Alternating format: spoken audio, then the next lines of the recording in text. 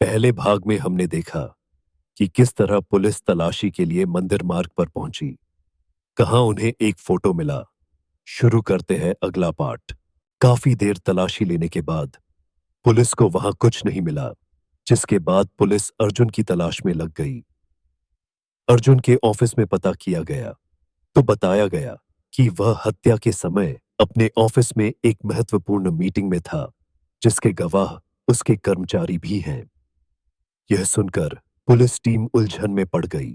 जांच के दौरान इंस्पेक्टर सौरभ को अर्जुन के ऑफिस की सेक्रेटरी नंदिनी के बारे में एक अनोखी जानकारी मिली। जांच से यह सामने आया कि नंदिनी और श्वेता का पुराना परिचय था। दोनों एक प्रोजेक्ट में पहले साथ काम कर चुके थे और हाल ही में नंदिनी ने अर्जुन के ऑफिस से अचानक 2 दिन की छुट्टी भी ले रखी थी। सौरभ, एसीपी साहब, मुझे शक है कि नंदिनी के पास कुछ ऐसा सुराग है जिससे श्वेता का पता चल सकता है। उसके श्वेता और अर्जुन दोनों के साथ पुराने संबंध हो सकते हैं। एसीपी, ठीक है। नंदिनी को ढूंढकर उससे तुरंत पूछताछ करो। अगर वह कुछ जानती है तो हमें उसका सच जल्दी पता लगाना होगा। इसके बाद पुलिस नंदिनी के ऑफिस गई, जहां पता लगा कि वो तो 1 हफ्ते से ऑफिस ही नहीं आई है और न उससे कोई कांटेक्ट हो पा रहा है। इसलिए पुलिस ने नंदिनी के फोन ट्रैकिंग पर लगा दिया और उसके कॉल रिकॉर्ड्स को खंगालना शुरू किया। अभी पुलिस इसी में उलझी थी कि फॉरेंसिक लैब से एक नया खुलासा हुआ। मंदिर रोड पर मिले खून के धब्बे वास्तव में किसी अनजान व्यक्ति के थे, न कि श्वेता के। इसका मतलब था कि श्वेता की मौत नहीं हुई, बल्कि वह कहीं गायब है। यह खबर सुनकर पूरी टीम हैरान रह गई। उन्हें यह एहसास हो गया कि शायद श्वेता अभी जीवित है, लेकिन कोई उसे किडनैप कर चुका है और सच छिपाने की कोशिश कर रहा है। इस दिशा में जांच बढ़ाने के लिए टीम ने अर्जुन और नंदिनी के संपर्कों को और गहराई से खंगालना शुरू किया। पता चला कि कुछ दिन पहले श्वेता ने एक निजी डिटेक्टिव एजेंसी से संपर्क किया था और अपनी सुरक्षा को लेकर उनसे मदद मांगी थी। इस सूचना ने एसीपी को चौंका दिया।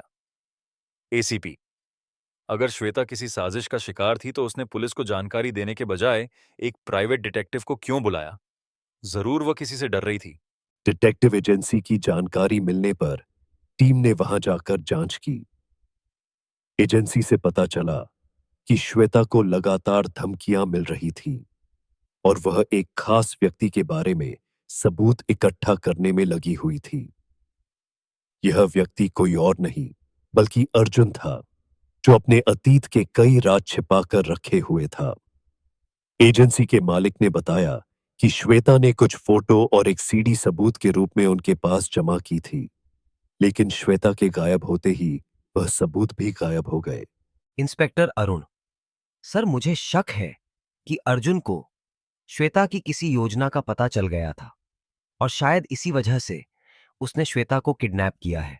अचानक एक दिन पुलिस के पास नंदिनी के फोन ट्रैकिंग का नोटिफिकेशन आया, जिसमें उसकी लोकेशन आई। पुलिस टीम उस जगह पर पहुंची। उन्हें वहां एक पुरानी जंग लगी जंजीर मिली, जिस पर खून के ताजे धब्बे थे। यह देखकर टीम को यकीन हो गया कि श्वेता को यहीं पर कैद किया गया था। उन्हें हल्की हल्की आवाजें सुनाई देने लगीं। गहरी अंधेरी जगह में सिर्फ एक छोटी सी टॉर्च की रोशनी से मार्ग ढूंढते हुए टीम को अचानक दीवार के एक कोने पर श्वेता के बैग का पट्टा दिखाई दिया। इंस्पेक्टर सौरभ, एसीपी साहब, यह बैग श्वेता का ही है। लगता है वह यहीं है। तभी इंस्पेक्टर अरुण को एक कागज का टुकड़ा मिला, जिस पर कुछ संख्याएं लिखी हुई थी। उन संख्याओं को ध्यान से देखने पर इंस्पेक्टर सौरभ ने तुरंत पहचान लिया कि यह वही कोड था जो मृत शरीर के पास पाया गया। कहानी अपने क्लाइमैक्स मोड पर आ चुकी थी।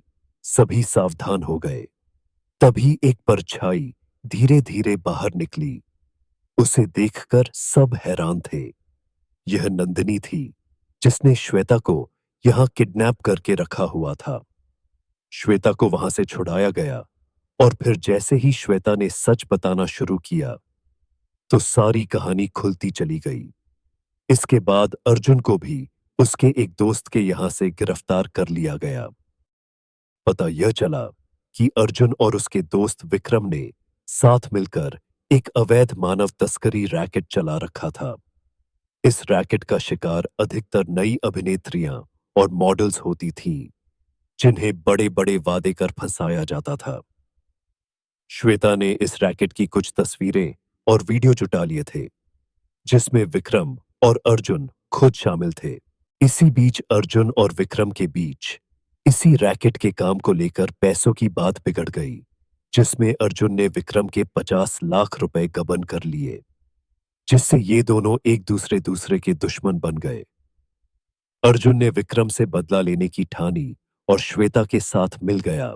जब दोनों ने सबूत इकट्ठा कर सब कुछ सार्वजनिक करने की ठानी, तो इसकी जानकारी अर्जुन को मिल गई, जिससे उसका खून खौल गया और उसने अर्जुन को हमेशा के लिए रास्ते से हटाने का फैसला किया।